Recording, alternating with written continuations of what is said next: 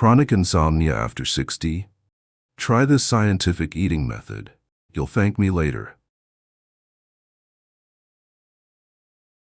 Have you ever wondered why you've been sleeping poorly for years, even though you don't take stimulants and don't suffer from any serious anxiety? Many people over the age of 60 find themselves in the same situation. They go to bed on time. Their bodies feel tired and ready to rest. And yet, sleep stays light and broken. They wake up in the middle of the night and can't fall back asleep until morning. What surprises many is this. The root cause isn't age. It's not that the body has somehow become too old to sleep well. It often comes down to something few people ever consider: dinner. Just a few seemingly harmless foods, eaten at the wrong time or in the wrong combinations, can quietly disrupt your body's internal biochemical process. As a result, your body doesn't produce enough melatonin, the hormone that helps you fall into deep, uninterrupted sleep. I've seen countless cases improve dramatically within just a few weeks, simply by changing the way they eat in the evening. No pills, no complicated tricks, just understanding what's going on, eating the right way, and eating at the right time. And that's exactly what we're going to explore in today's video. Why can just one small mistake at dinner turn into a silent sleep disruptor? And what does a truly sleep-supportive dinner look like? One that helps your body naturally activate its melatonin production. But before we dive into all that, I have a small question for you. Where are you watching this video from? A quiet little town? Or a busy city? Leave a comment below. I'd truly love to know who I'm sharing this moment with on the journey.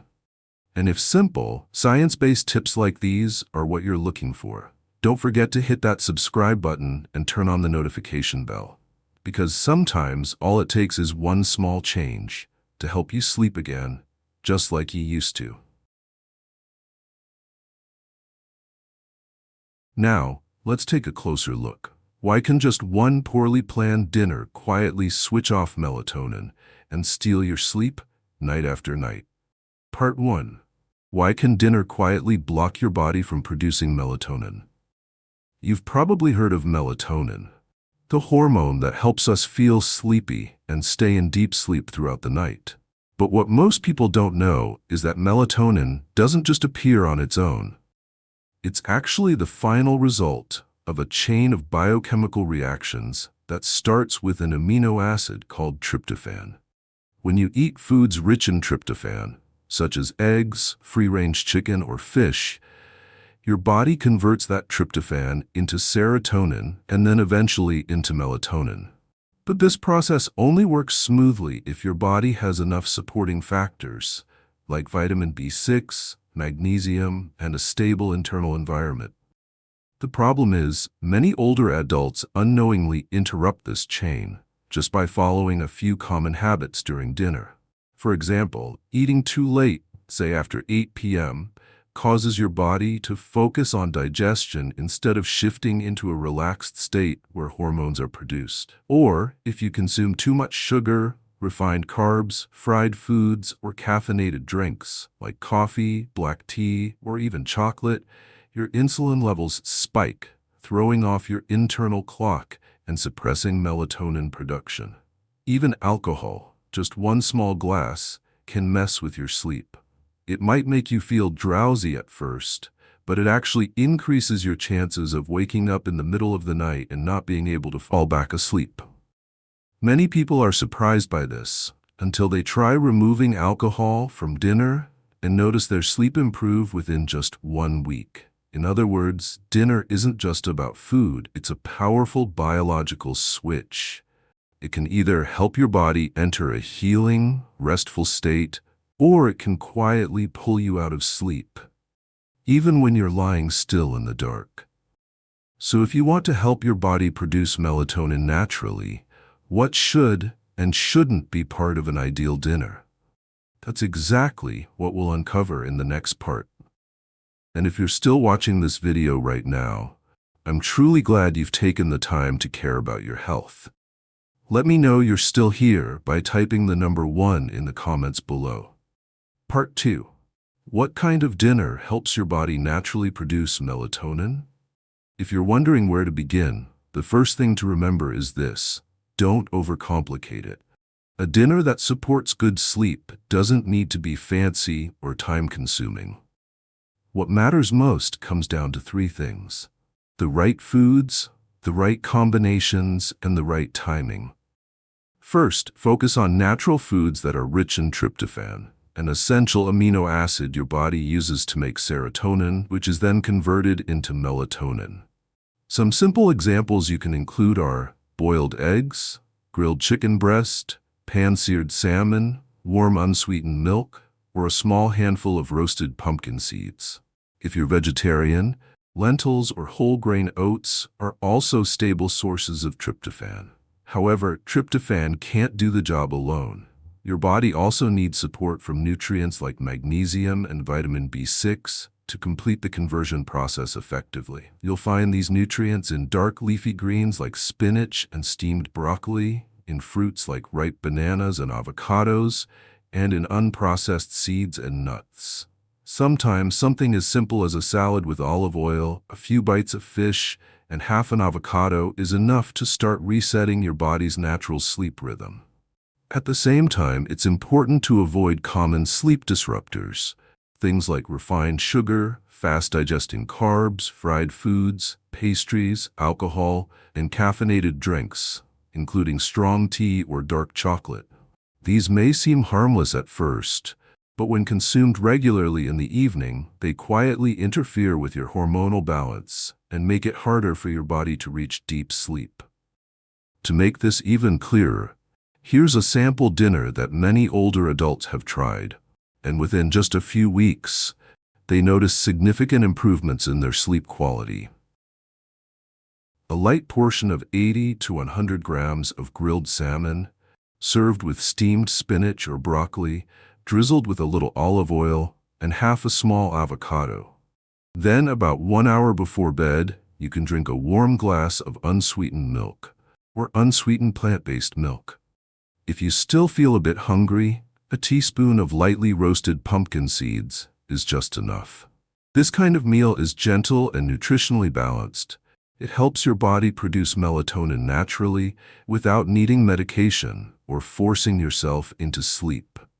And remember, you're not just eating to feel full, you're eating to help your body remember how to sleep deeply in a natural and lasting way. That said, there's still one more critical factor that many people tend to overlook when you eat dinner.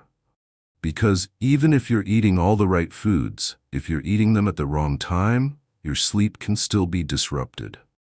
Part 3. Dinner timing and small evening habits that help you sleep better after 60.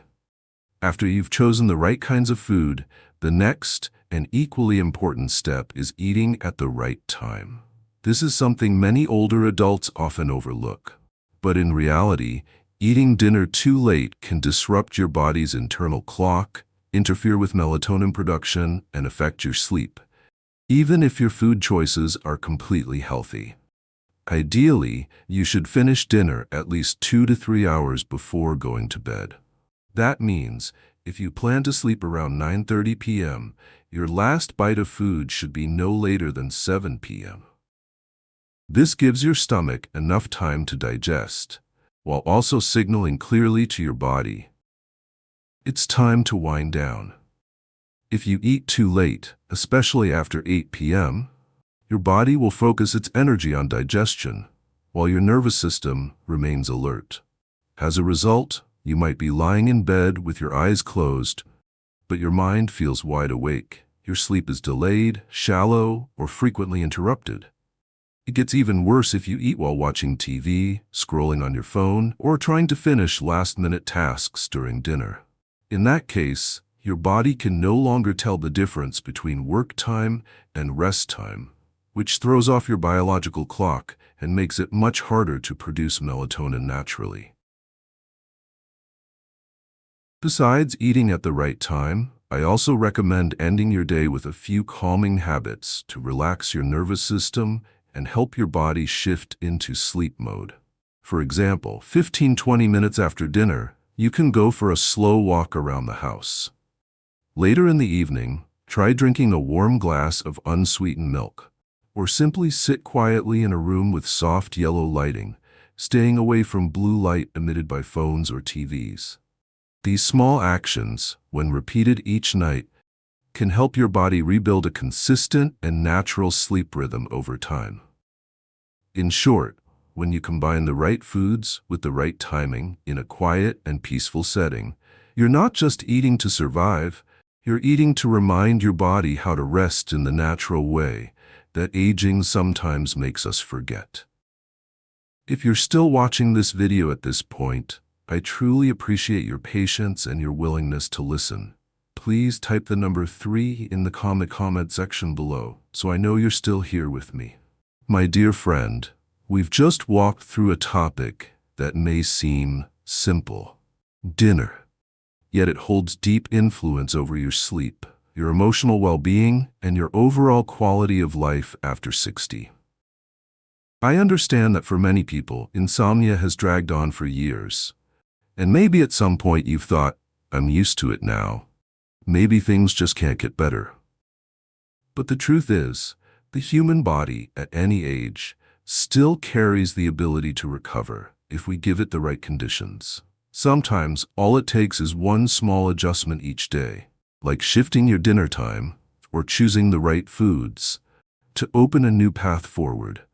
No pills, no pressure, just letting the body rest in the rhythm it was designed for. If what I've shared in this video gave you a new perspective or simply reminded you that you're not alone in your journey to reclaim natural sleep, then I'm deeply thankful. And if you know someone, a loved one, or a friend who's also struggling with sleepless nights, please share this video with them, because this may be the beginning of the gentle change they've been quietly hoping for. If you found this helpful, I invite you to subscribe to the channel and turn on the notification bell so you don't miss any upcoming content made especially for people over 60. Those who are still learning to care for their bodies with patience and kindness. Thank you for staying with me until the very end. I wish you a truly peaceful night. And I'll see you again in the next video.